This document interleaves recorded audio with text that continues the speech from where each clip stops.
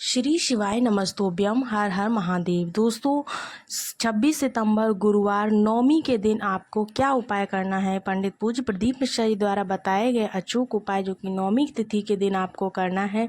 ये है श्राद्ध पक्ष की नवमी तिथि जो कि 26 सितंबर गुरुवार के दिन पड़ रही है। इस दिन आपको क्या उपाय करने हैं, तो देखिए 16 श्राद्ध में श्राद्ध पक्ष में नौवीं तिथि अगर पड़ जाती है तो इस दिन आपको कौन सा उपाय करना चाहिए, इसके बारे में आगे बात करने वाले हैं।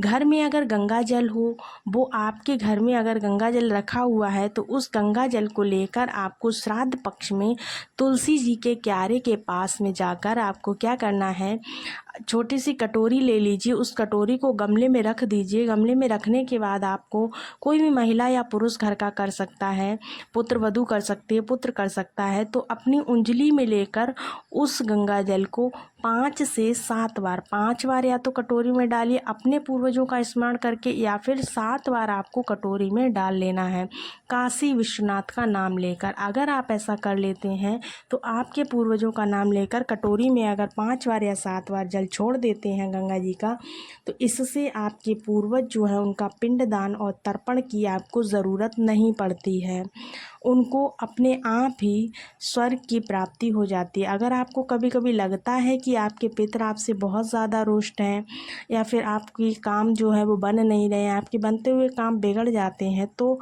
यकीन मानिए आपको पितृदोष लगा हुआ है, पितरों का श्राप लगा हुआ है, या हमारे यहाँ पर लोग अधोगति में जैसे चले जाते हैं, ऐसा भी किसी को लगता है तो समझ लीजिए आपके ऊपर पितरों का श्राप लगा हुआ है। तो आपको यही करना है, श्राद्ध पक्ष में आपको क्या करना है, कटोरी में जल लेकर उसको चढ़ाना है। एक चावल की कटोरी वाला उपाय आपको बता दें। चावल की कटोरी लेना है, उसके अंदर थोड़ा सा चावल रखिए, कच्चा वाला चावल। उस चावल की कटोरी में आपको एक बेलपत्र रख लेनी है। क्या रख लेनी है? एक बेलपत्र रख लेनी है, थोड़ी सी दूर्वा रख लेनी है, दूर्वा जो होती है ना, उस तीनों चीज़ों को ले जाकर आपको पानी का जो परिंदा आपका रखा रहता है, जहाँ पर मटका रखा रहता है, उस मटके के पास जाकर आपको उस कटोरी को रख देना है रसोई घर में। रसोई घर में जल रखते हो उस कटोरी को वहाँ पर 2 से 3 दिन तक रखे रहने दो। वैसे तो 16 दिन में 16 दिन रखो ज़्यादा अच्छा है, पर अगर मालूम नहीं था 2-3 दिन ही बचे हैं तो आपको ऐसा करना है कि उसको वहाँ पर रख देना। उसके बाद आपको शाम के समय उस कटोरी के पास एक दीपक ज़रूर लगा देनी है। उस दूर्वा और बेलपत्र को शिव बाबा को ले जाकर समर्पित कर देना आपको 3 दिन के बाद। और चावल की जो कटोरी है, उस चावल की कटोरी को पूरे घर में आपको घूमना है, मतलब पूरे घर में अपने घूम लेना है। उसके बाद उस कटोरी को घर पर वापस ले आना है। वहाँ पर जाकर आपको चावल नहीं समर्पित करने हैं, बेलपत्र और जो दूर्वा लेकर गए उसको समर्पित कर दीजिए, जल समर्पित कर दीजिए, लेकिन आपको चावल घर पर लाने हैं। चावल घर पर लाने के बाद आपको क्या करना है, उन चावल को अपनी छत पर कौवे चिड़ियों के लिए डाल देना। ऐसा करने से आपके पितरों या जो भी पूर्वज हैं उनको तर्पण की प्राप्ति होती है। इसके अलावा दोस्तों नवमी तिथि के दिन आपको भगवान गणेश को प्रसन्न करने के लिए, रिद्धि सिद्धि को अपने घर में प्रवेश के लिए, गणेश भगवान के प्रवेश के लिए, धन वैभव के लिए आपको गणेश भगवान को दूर्वा अर्पित करनी चाहिए। पर दूर्वा को अर्पित करते समय आपको 2 बातों का विशेष ध्यान रखना है।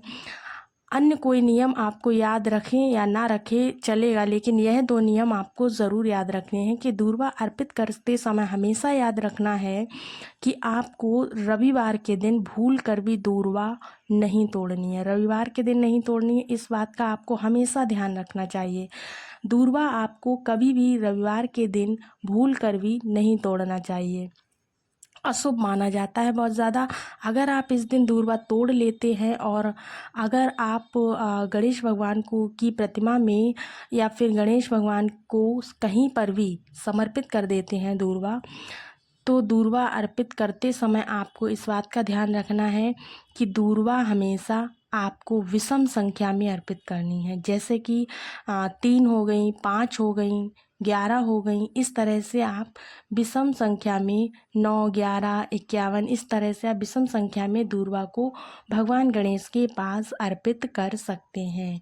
या फिर आप इनमें से माला भी बना सकते हैं, एक दूसरे को ज्वाइंट करके कलावे में बांधकर माला बनाकर आप भगवान गणेश को अर्पित कर सकते हैं। ठीक है, तो इस तरह से आप भगवान गणेश को कल नवमी के दिन प्रसन्न कर सकते हैं। ये उपाय भी आप कर सकते हैं अगर आप बहुत ज़्यादा परेशान हैं। इसके अलावा दोस्तों आपको बता दें, अगला जो उपाय है, ये जो उपाय अगला हम बताने जा रहे हैं वो द्वितीया, चतुर्थी, अष्टमी, एकादशी, अमावस्या, शिवरात्रि बहुत सी विशेष तिथियां होती हैं। और इन तिथियों में अगर कोई भूलवश भी महादेव का एक विशेष नाम है बृषकपि या विषकपि, इनका नाम ले लेता है, लेते हुए घर में बनी हुई रोटी या पराठा, पूड़ी जो भी घर में बना हुआ है पहला, उसमें कुछ मीठा रख के बृषकपि या विषकपि का नाम लेते हुए घर के द्वार पर खड़ी हुई गौ माता को अगर खिला देता है तो उसके घर से पितृदोष समाप्त हो जाता है। यानी कि जो पितृदोष लगा हुआ होता है वो समाप्त हो जाता है, आशीर्वाद प्राप्त होता है।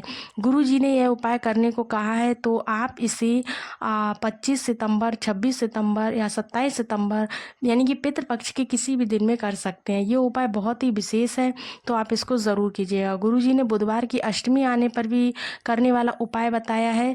इसके अलावा आपकी मनोकामना पूर्ति करने के लिए विशेष रूप से यह जो उपाय है वो कारगर रहेगा। अगर आप किसी बड़ी बीमारी का भय है आपको, या फिर आपकी कोई इच्छा है जो पूरी नहीं हो रही, दवाइयाँ बहुत दिन से चल रही हैं, तो आपको ये उपाय करना चाहिए। कौन सा उपाय है इसके बारे में हम आगे बताते हैं। तो इसके लिए दोस्तों आपको एक कटोरी लेनी है। कटोरी आप नहीं ले पा रहे हैं तो आप दोने का भी उपयोग कर सकते हैं, क्योंकि इस उपाय के अंतर्गत आपको कटोरी या मंदिर में ही छोड़ के आना है। तो आप कटोरी ऐसी लेना जो आप मंदिर में छोड़ सको, उपयोग में ना ले, नई कटोरी लेनी है।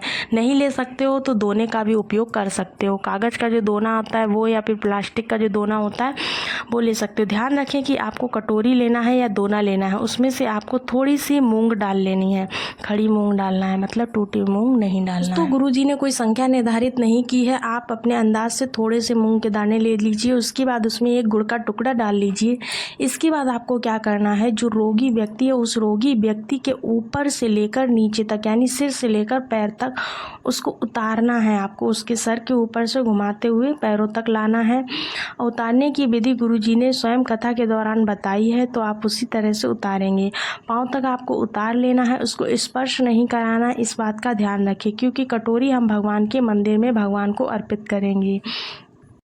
उस रोगी व्यक्ति के ऊपर से 21 बार आपको उतार लेना है। उतारने के बाद आपको क्या करना है, उसका नाम भगवत बोल लेना है। उसके बाद आपको गणेश भगवान के मंदिर में जाना है, या फिर आप शिव जी के मंदिर में जहाँ पर गणेश की प्रतिमा होती है वहाँ पर जा सकते हैं। जाने के बाद आपको सीधे हाथ की तरफ भगवान गणेश की तरफ उस कटोरी को ज़मीन पर रख देना है। इतना मात्र कर लेने से भगवान गणेश की कृपा से धीरे धीरे उसकी जो रोगी हालत है वो ठीक होने लगेगी। उम्मीद है दोस्तों आज की वीडियो की सभी इन्फॉर्मेशन अच्छी लगी होगी। वीडियो को लाइक करें, सब्सक्राइब करें और शेयर ज़रूर करें। मिलते हैं अगले वीडियो में, तब तक के लिए राधे राधे।